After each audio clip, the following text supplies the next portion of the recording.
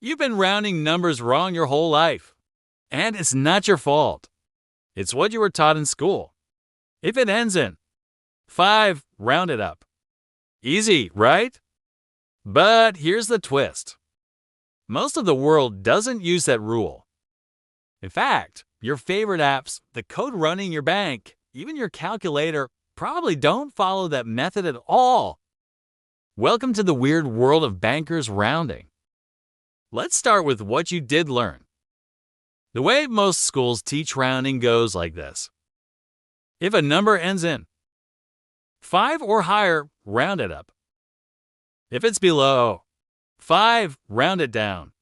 So 1.5 becomes 2, 2.4 becomes 2, and 3.7 becomes 4. This method is called round half away from 0. It feels natural, fair, even obvious. But here's the problem, always rounding. 5 up creates a subtle bias. Imagine you're adding up thousands of numbers and half of them end in 0.5. If you always round up, you're consistently skewing the total higher. It may not seem like a big deal, but in banking, science, and statistics, this tiny distortion adds up fast. That's where bankers rounding comes in. Also known as round half to even. Bankers rounding flips the script. Instead of always rounding 5 up, it rounds to the nearest even number. So 1.5 becomes 2, but 2.5 also becomes to 0.35. That rounds to 4. Confused yet? Let's break it down. 0.5 rounds to 0, 1.5 rounds to 2, 2.5 rounds to 2, 3.5 rounds to 4. The logic here is elegant. When the number is exactly halfway between two integers, pick the one that's even. It's a rule designed to be unbiased over time. If you're summing thousands of numbers, you'll get a total that's more statistically accurate, less likely to drift. So, why is it called bankers rounding? Because it was widely adopted in financial systems where unbiased rounding is critical. When banks compute interest, tax agencies crunch numbers, or scientists process massive data sets, even tiny rounding errors can cost millions or ruin an experiment. Now, you might be wondering, why haven't I heard of this before? Isn't it obvious? Well, not really. Here's the secret. Bankers rounding is baked into the math software you use every day. Take a look at your calculator. That little machine is likely following IEEE 754, the international standard for floating point arithmetic. Developed in the 1980s, IEEE 754 defines how computers should represent and manipulate numbers with decimals. And guess what? It uses bankers rounding. Here's how it works in Python. If you type 2.5 plus 2.5 into the terminal, the result is 5.0. Bankers rounding 2.5 to 2 would produce a sum of 4.999999999999999. So programmers rely on IEEE 754 to get the right answer. It's just the way things work. But that doesn't mean it's easy to predict. As developers on Reddit discovered, one wrong assumption can lead to hours of debugging. Take this post from a programmer who was building a feature involving distance calculations. He expected 2.5 meters to be rounded up to 3. But when he ran his tests, he got an error. Why? Because he forgot that bankers rounding was in play. Once he changed his code to reflect that, everything worked as expected. It's the same story in Excel, Google Sheets, and countless other platforms you interact with daily. Chances are you've never noticed, but you've definitely experienced the effects of bankers rounding.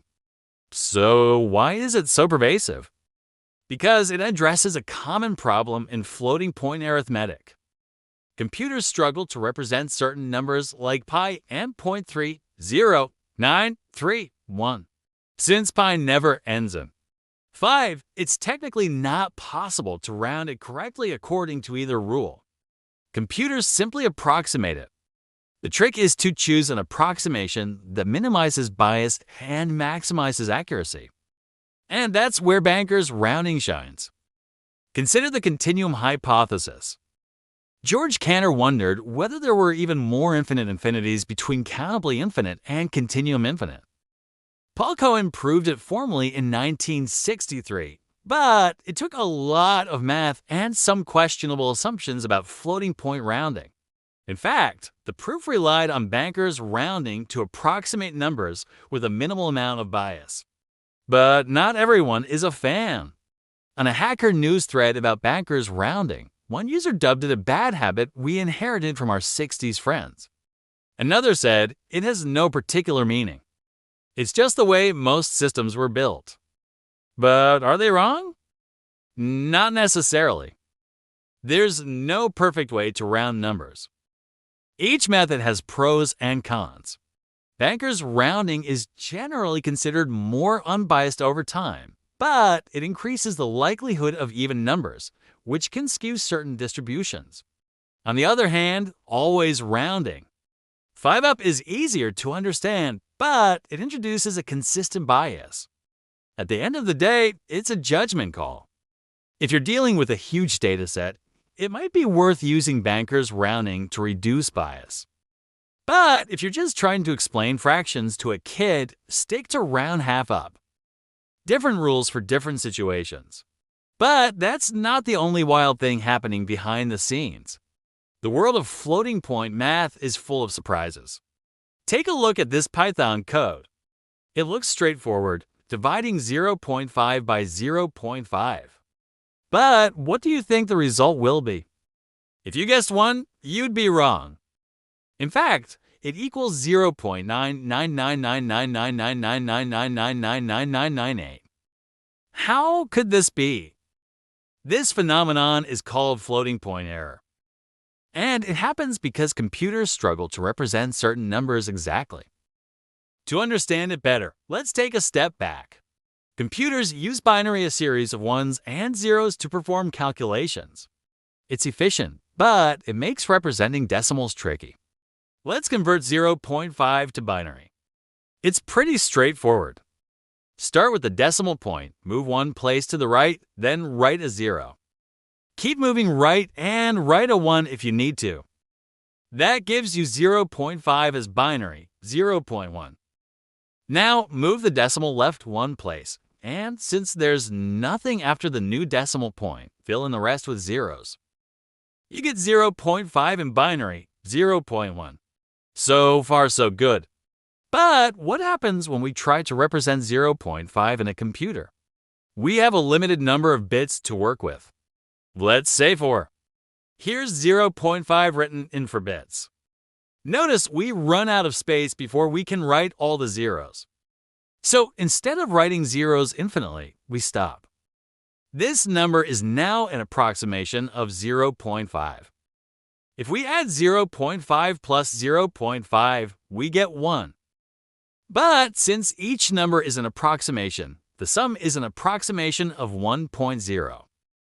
In other words, the result is not exactly 1.0. It's very close, but not exact. This tiny error creeps into calculations, resulting in values like 0.999999999999998. But don't worry, this is usually fine. Bankers rounding helps minimize these errors, but it doesn't eliminate them. Floating point error is inevitable when converting decimals to binary. Okay, so that was a lot. Let's recap. Bankers rounding is a method of rounding numbers where you round 0.5 to 0, 1.5 to 2, to 0.5 to 2, and 3.5 to 4. It's widely used because it's considered unbiased over time. It's supported by IEEE 754 and baked into many software products you use every day. But it's not the only rounding method out there. Here are 3 more you might want to know about. First, round half to odd. This method is the opposite of bankers rounding. It rounds 0.5 to 0, 1.5 to 1, 2.5 to 4, and 3.5 to 6. It's rarely used, but it does produce a result that's statistically unbiased over time. Next, randomized rounding. With this method, if a number ends in 5. The computer randomly chooses to round up or down. If you're lucky, you might get 1.5 becoming 1, but if you're unlucky, you might get 1.5 becoming 2. The cool thing is this randomness averages out over time, producing a statistically unbiased result. Last but not least, alternate direction rounding, which rounds up when dealing with even numbers ending in 5 and rounds down when dealing with odd numbers ending in 5. For example, 0.5 rounds to 0, 1.5 rounds to 1, 2.5 rounds to 2, and 3.5 rounds to 4. This approach is rarely implemented, but it's mathematically interesting. You can actually figure out the final result just by tracking the pattern. As you can see, rounding isn't as simple as it seems. In fact, there are lots of ways to handle it, each with their own advantages and disadvantages. Ultimately, the best approach depends on your needs and constraints. Thanks for watching, guys. If you like this video, hit like and check out our other content.